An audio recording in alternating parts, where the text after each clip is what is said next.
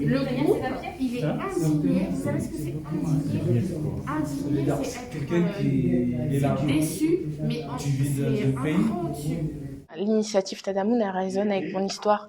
J'ai des parents qui, eux, il y a plusieurs années, une trentaine d'années maintenant, sont arrivés en France. Ils ont eu à s'intégrer.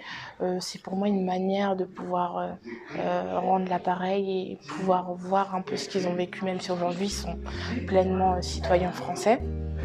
Et d'autre part, ça me permet de pouvoir aider et pouvoir me sentir utile.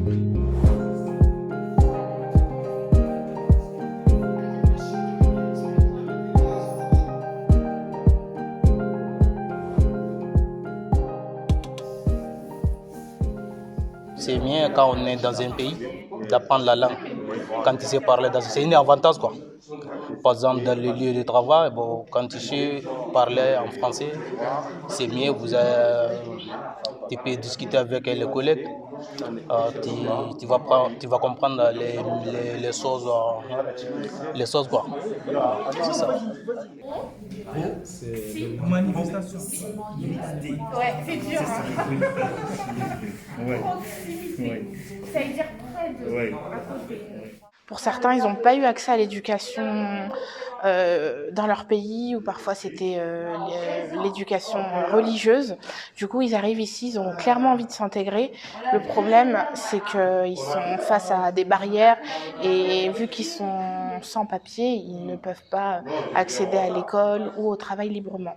Donc ces cours de français, ils leur permettent de pouvoir s'offrir un champ des possibles, de pouvoir s'intégrer à la société, prouver qu'ils ont envie d'être là et pour pouvoir s'offrir une vie meilleure avec un meilleur travail, etc.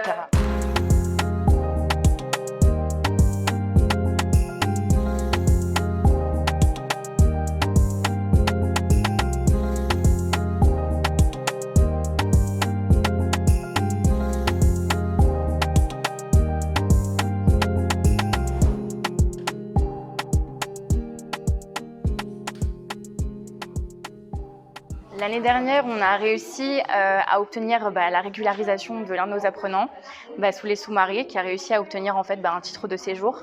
Ça a été laborieux, c'est une personne qui était passée par des centres de rétention administrative, etc., qu'on a accompagné durant ces démarches. Et c'est justement ces petites victoires qui nous permettent en fait de continuer de constater du progrès.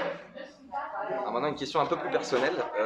Nous, en France, on a grandi en France, mais on a une vie qui est certainement pas comparable à la vie qu'eux ils ont, mais on n'a pas forcément une vie qui est toujours facile non plus tous les jours. À partir de quand, malgré ça, on décide quand même de s'impliquer dans ce genre d'initiative?